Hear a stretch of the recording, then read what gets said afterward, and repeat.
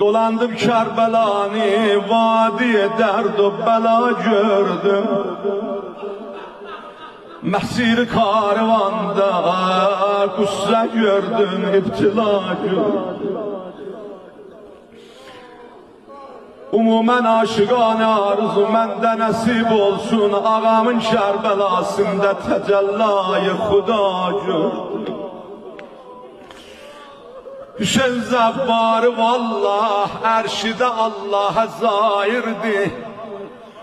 Özümü bu ziyarette meleklerden uca gördüm. Behiştin eylürəm divane eşqi Hüseyinəm mən. Mübəqqər şahları Bab Hüseyində mən geda gördüm. Farata körpüsüdən baxdım, əsgər yadıma düşdü. İmamın əlləri üstündə ətşan bir bala gördüm.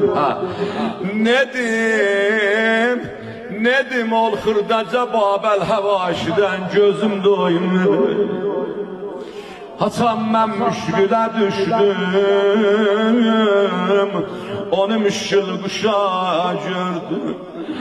Bala əllər üstü oxlanıb, gördülərmi ola gəldi xeyməni. Heç kəsi çağıranmadı, bax. Elə bir yol dedi Zeynəb, bacı gəl ağlayaq bahəyəm, yaranı bağlayaq bahəyəm.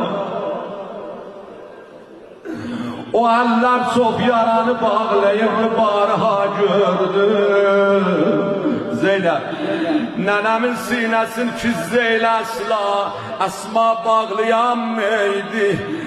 Bəli sən bağladın, Zəhra buyurdu, mərhəba gördüm. Babamın başına mehrabidə şəmşir ənəm məxdə, səni dəsmal əlində zəxmi bəndi Murtaza gördüm. Hasan kardeşimin teşne digerganı yakan vakti dodakları yordum, can değildim şaba gördüm.